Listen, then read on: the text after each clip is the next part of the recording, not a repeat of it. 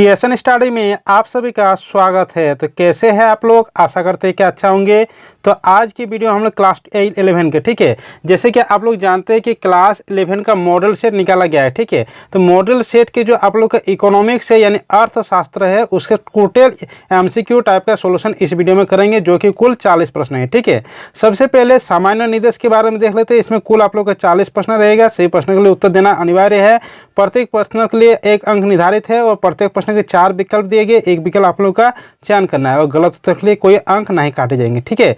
चलिए एक एक प्रश्नों को देखते हैं। जैसा कि पहला प्रश्न यहाँ पर 1 नंबर है कि निम्नलिखित में से प्रश्नावली की एक विशेषता कौन सी नहीं है। तो सभी ऑप्शन को देखते हैं। जैसे ऑप्शन ए है प्रश्नावली लंबी हो सकती है, तो ये विशेषता तो है। प्रश्नावली में उत्तर का संकेत नहीं मिलना चाहिए, तो ये प्रश्नावली की विशेषता नहीं है। तो प्रश्न में उत्तर का संकेत नहीं मिलना चाहिए, यानी ऑप्शन नंबर बी यहाँ पर सही उत्तर हो जाएगा, ठीक है। अगला प्रश्न आप देख लेते हैं। दो नंबर प्रश्न है। 2 नंबर प्रश्न है कि सांख्यिकी का जनक किसे कहा जाता है। तो सांख्यिकी का जनक कहा जाता है गॉटफ्रेड ओकेनबाल, यानी ऑप्शन नंबर बी यहाँ पर सही उत्तर है, ठीक है। और धन का विज्ञान कहा जाता है एडम स्मिथ को, ठीक है। तो यहाँ पर सांख्यिकी का जनक किसे कहा जाता है, गॉटफ्रेड ओकेनबाल, तो ऑप्शन नंबर बी यहाँ पर सही उत्तर है। अगला प्रश्न यहाँ पर 3 नंबर है। 3 नंबर प्रश्न है कि अर्थशास्त्र जीवन के कारोबार के संदर्भ में मनुष्य का अध्ययन है। यह कथन किस अर्थशास्त्री का है, ठीक है। तो कि जीवन के कारोबार के संदर्भ में मनुष्य का अध्ययन है, तो ये कथन कहा गया है। जैसे कि 4 ऑप्शन है, तो इसमें हो जाएगा Alfred Marshall, option number C यहाँ पर सही उत्तर है। प्रश्न 4 नंबर देखते हैं। 4 नंबर प्रश्न क्या है। 4 नंबर प्रश्न है कि मुक्ततर प्रश्न के संबंध में कौन सा कथन सत्य है, ठीक है। मुक्ततर संबंध के संबंध में कौन सा कथन सत्य है।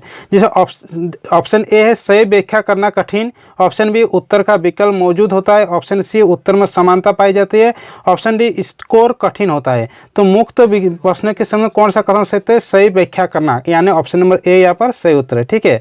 अगला प्रश्न यहाँ पर 5 नंबर है। 5 नंबर प्रश्न है कि प्रास का क्या अर्थ है। तो प्रास क्या होता है। प्रास होता है अधिकतम प्रेक्षण माइनस न्यूनतम प्रेक्षण, यानी अधिकतम प्रेक्षण और न्यूनतम प्रेक्षण के बीच का अंतर को प्रास कहा जाता है। तो प्रास क्या है, अधिकतम और न्यूनतम प्रेक्षण के बीच का अंतर, यानी ऑप्शन नंबर ए यहाँ पर सही उत्तर है। अब अगला प्रश्न 6 नंबर देखते हैं। 6 नंबर प्रश्न क्या है यहाँ पर। 6 नंबर प्रश्न है यहाँ पर कि लिंग के आधार पर भारतीय जनसंख्या के पुरुष एवं महिला 2 वर्गों में विभाजित करना निम्नों में से किस वर्गीकरण का उदाहरण है, ठीक है। लिंग के आधार पर पुरुष और महिला को 2 वर्गों में विभाजित किया गया है, तो किस वर्ण में आती है। तो इसको गुणात्मक वर्ण के आधार पर, यानी ऑप्शन नंबर डी यहाँ पर सही उत्तर है। अगला प्रश्न यहाँ पर 7 नंबर है। 7 नंबर प्रश्न की किस श्रेणी में पंक्ति शीर्षक को क्या कहा जाता है। किसी सारणी में पंक्ति शीर्षक को क्या कहा जाता है। तो पंक्ति शीर्षक को कहा जाता है अवशीर्ष, यानी ऑप्शन नंबर सी यहाँ पर सही उत्तर है। अगला प्रश्न यहाँ पर 8 नंबर है। 8 नंबर प्रश्न है कि आयत चित्र किस प्रकार के चर के लिए बनाए जाते हैं। तो आयत चित्र बनाया जाता है संतत चर में, ठीक है, यानी कॉन्टिन्यूअस वेरिएबल में, यानी ऑप्शन नंबर ए यहाँ पर सही उत्तर है, ठीक है। अगला प्रश्न यहाँ पर 9 नंबर है। 9 नंबर प्रश्न है कि सभी प्रेक्षणों के मूल्यों के योग को प्रेक्षणों की संख्या से भाग देने पर प्राप्त भाग को क्या कहा जाता है। देखिए सभी प्रेक्षण का योग में से भागा देंगे इसके भागफल को, तो क्या प्राप्त होगा। तो प्राप्त होगा यहाँ पर क्या औसत प्राप्त होगा या समांतर माध्य प्राप्त होगा। इसको औसत या समांतर माध्य कह सकते हैं। तो इसका आंसर क्या हो जाएगा, समांतर माध्य, यानी ऑप्शन नंबर ए यहाँ पर सही उत्तर है। अगला प्रश्न 10 नंबर देखते हैं। 10 नंबर प्रश्न यहाँ पर है कि निम्नलिखित में से किस औसत की गणना करने के लिए आंकड़ों को बढ़ते क्रम में रखना अनिवार्य होता है, ठीक है। तो देखिए माध्यिका निकालने के लिए आंकड़ों को बढ़ते क्रम या घटते क्रम में रखना अनिवार्य होता है। अगर बढ़ते क्रम या घटते क्रम में नहीं रखेंगे तो माध्यिका नहीं निकल पाएंगे। तो बढ़ते क्रम में रखना अनिवार्य किस आंकड़े को ज्ञात करने के लिए किया जाता है, माध्यिका, यानी ऑप्शन नंबर बी यहाँ पर सही उत्तर है, ठीक है। अगला प्रश्न यहाँ पर 11 नंबर है। 11 नंबर प्रश्न है कि निम्नलिखित में से कौन सा औसत दिए गए आंकड़े को 4 बराबर भागों में विभाजित कर दो, ठीक है। देखिए 4 बराबर भागों में विभाजित कर दो। इसको क्या कहा जाता है, इसको देखिए फर्स्ट, सेकेंड, थर्ड, फोर्थ, यानी प्रथम इसको कहा जाता है चतुर्थांश, ठीक है, यानी ऑप्शन नंबर सी यहाँ पर सही उत्तर है। अगला प्रश्न यहाँ पर 12 नंबर है। 12 नंबर प्रश्न है कि मानक विचलन के सापेक्ष माप को क्या कहा जाता है। तो मानक विचलन के सापेक्ष माप को परास गुणांक भी कहा जाता है, विचलन गुणांक भी कहा जाता है, विचलन गुणांक भी कहा जाता है, यानी इनमें से सभी हो जाएगा। ऑप्शन नंबर डी यहाँ पर सही उत्तर है, ठीक है। अगला प्रश्न यहाँ पर 13 नंबर है। 13 नंबर प्रश्न है कि निम्नलिखित में से किस माप की गणना में प्रेक्षण की औसत के विचलन के निरपेक्ष मान को लिया जाता है। ठीक है, तो किसके प्रेक्षण में औसत के विचलन निरपेक्ष को लिया जाता है, तो निरपेक्ष विचलन को लिया जाता है इसमें माध्य विचलन निकालने के लिए, यानी ऑप्शन नंबर बी यहाँ पर सही उत्तर है। ठीक है, अगला प्रश्न यहाँ पर है 14 नंबर प्रश्न है कि यदि किसी आंकड़े का मानक विचलन 16 दिया गया है, समांतर माध्य 50 दिया गया, तो विचरण गुणांक का मान ज्ञात कीजिए। तो विचरण गुणांक का मान क्या होता है, विचरण गुणांक का मान होता है मानक विचलन। ठीक है, मानक विचलन बटे होता है समांतर माध्य इंटू 100 होता है। ठीक है, तो यहाँ पर मानक विचलन कितना है, मानक विचलन 16 है, डिवाइड समांतर माध्य कितना है 50 है, गुना 100, तो यहाँ पर 50 में 100 और 16 में कितना होगा 32, यानी यहाँ पर विचरण गुणांक कितना निकलेगा 32, यानी ऑप्शन नंबर डी यहाँ पर सही उत्तर है। ठीक है, अगला प्रश्न यहाँ पर 15 नंबर है। 15 नंबर प्रश्न है कि सहसंबंध गुणांक दो चरों के बीच किस प्रकार के सहसंबंध को संख्यात्मक माप है। ठीक है, तो सहसंबंध गुणांक किन दो चरों की माप के संख्यात्मक माप को दर्शाता है, तो ये दर्शाता है रेखीय सहसंबंध, यानी ऑप्शन नंबर बी यहाँ पर सही उत्तर है। ठीक है, अगला प्रश्न यहाँ पर 16 नंबर है। 16 नंबर प्रश्न की यदि दो चरों के बीच सहसंबंध पूर्णतः धनात्मक है तो सहसंबंध गुणांक का मान क्या होता है। ठीक है, देखिए सहसंबंध का माप धनात्मक भी होता है, ऋणात्मक भी होता है, तो यहाँ पर धनात्मक किसमें होता है 1 में। ठीक है, यानी ऑप्शन नंबर बी यहाँ पर सही उत्तर होगा। ठीक है, अगर ऋणात्मक होता है तो -1 हो जाता है, तो इसमें ऑप्शन नंबर बी यहाँ पर सही उत्तर होगा। अगला प्रश्न यहाँ पर 17 नंबर है। 17 नंबर प्रश्न है कि कोटि सहसंबंध के विकास का श्रेय किसे कहा जाता है, तो कोटि सहसंबंध के विकास का श्रेय कहा जाता है स्पीयरमैन को, स्पीयरमैन, यानी ऑप्शन नंबर सी यहाँ पर सही उत्तर है। ठीक है, अगला प्रश्न यहाँ पर 18 नंबर है। 18 नंबर प्रश्न है कि निम्न में से कौन सा सूचकांक खुदरा कीमतों में औसत परिवर्तन को मापता है। ठीक है, खुदरा कीमतों में औसत परिवर्तन को मापता है, तो कौन मापता है, उपभोक्ता कीमत सूचकांक। ठीक है, देखिए यहाँ पर उपभोक्ता कीमत सूचकांक, क्योंकि यहाँ पर खुदरा है। ठीक है, और अगर बोलता है कि थोक होता है तो यहाँ पर थोक कीमत सूचकांक हो जाता है, लेकिन यहाँ पर खुदरा है इसलिए यह जगह उपभोक्ता कीमत सूचकांक, यानी ऑप्शन नंबर डी यहाँ पर सही उत्तर है। ठीक है, अगला प्रश्न 19 नंबर है। 19 नंबर प्रश्न है कि लेस्पेयर के कीमत सूचकांक में किसे भार के रूप में किया जाता है, तो लेस्पेयर के कीमत सूचकांक में भार के रूप में यहाँ पर प्रयुक्त किया जाता है आधार अवधि की मात्रा, यानी ऑप्शन नंबर डी यहाँ पर सही उत्तर है। अगला प्रश्न यहाँ पर 20 नंबर है। 20 नंबर प्रश्न है कि मदों के सापेक्षिक महत्व को बताने वाले सूचकांक को क्या कहा जाता है, सापेक्षिक महत्व को बताने वाले सूचकांक को कहा जाता है सरल समेत सूचकांक भी कहा जाता है, सरल मूल्य अनुपात सूचकांक भी कहा जाता है, भारित सूचकांक भी कहा जाता है, यानी इनमें से सभी ऑप्शन नंबर डी यहाँ पर सही उत्तर हो जाएगा। ठीक है, अगला प्रश्न यहाँ पर 21 नंबर है कि अर्थव्यवस्था का प्राथमिक क्षेत्र किससे संबंधित है। ठीक है, देखिए 3 तरह के क्षेत्र होते हैं, एक प्राथमिक, एक द्वितीयक, एक तृतीयक क्षेत्र। तो प्राथमिक क्षेत्र में जो प्रकृति के द्वारा आती है, जो प्रकृति के द्वारा जैसे हो गया कृषि, कोयला खान, पेड़, लकड़ी, ये सब आ जाएगा प्राथमिक क्षेत्र। और द्वितीय क्षेत्र में जो प्राथमिक क्षेत्रों के द्वारा किसी भी वस्तु का निर्माण किया जाता है उसको कहा जाता है द्वितीय क्षेत्र। तृतीय क्षेत्र जो सेवा क्षेत्र आ जाता है, जैसे शिक्षा, स्वास्थ्य, ये सब तृतीय क्षेत्र में आ जाएगा। ठीक है, तो यहाँ पर प्राथमिक क्षेत्र जैसे कि जो प्रकृति से उत्पन्न है, जैसे कि उद्योग तो यह क्या है द्वितीय क्षेत्र है, सेवा क्या है तृतीय क्षेत्र है, विनिर्माण द्वितीय क्षेत्र है, कृषि क्या है प्राथमिक क्षेत्र, यानी ऑप्शन नंबर बी यहाँ पर सही उत्तर होगा। ठीक है, अगला प्रश्न 22 नंबर है कि योजना आयोग का गठन किस वर्ष किया गया था, तो योजना आयोग का गठन किया गया था 1950 में, 1950, यानी ऑप्शन नंबर सी यहाँ पर सही उत्तर है। ठीक है, अगला प्रश्न यहाँ पर 13 नंबर है कि भारत की अंतिम पंचवर्षीय योजना कौन सी है।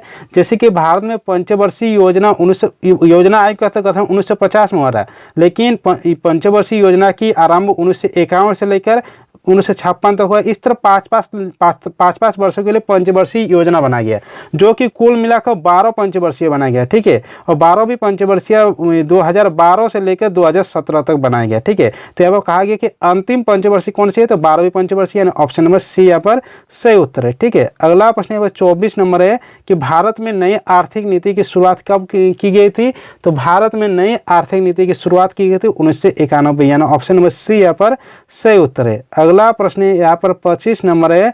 25 नंबर प्रश्न है कि विनिवेश का उद्देश्य क्या है, तो विनिवेश का उद्देश्य क्या होता है, वित्तीय अनुशासन बढ़ाना, यानी वित्तीय व्यवस्था को बढ़ाना, आधुनिकीकरण में सहायता देना, सरकार द्वारा आय एकत्रित करना, यानी इनमें से सभी हो जाएगा। ऑप्शन नंबर डी यहाँ पर सही उत्तर होगा। अगला प्रश्न यहाँ पर 26 नंबर है कि विश्व व्यापार संगठन WTO की स्थापना कब हुई, तो WTO की स्थापना कब हुई, 1995, 1995, यानी ऑप्शन नंबर बी यहाँ पर सही उत्तर है। अगला प्रश्न यहाँ पर 27 नंबर है कि ग्रामीण जनता की आजीविका का मुख्य आधार क्या है। तो देखिए आप लोग तो जानते हैं कि ग्रामीण जनता अधिकतर क्या काम करते हैं, कृषि पे ये लोग डिपेंडेंट रहते हैं, कृषि पर निर्भर रहते हैं ग्रामीण जनता, यानी कृषि। ऑप्शन नंबर ए यहाँ पर सही उत्तर होगा। ठीक है, अगला प्रश्न यहाँ पर 28 नंबर है कि निम्न में से कौन सा देश कपास का सबसे बड़ा उत्पादक देश है।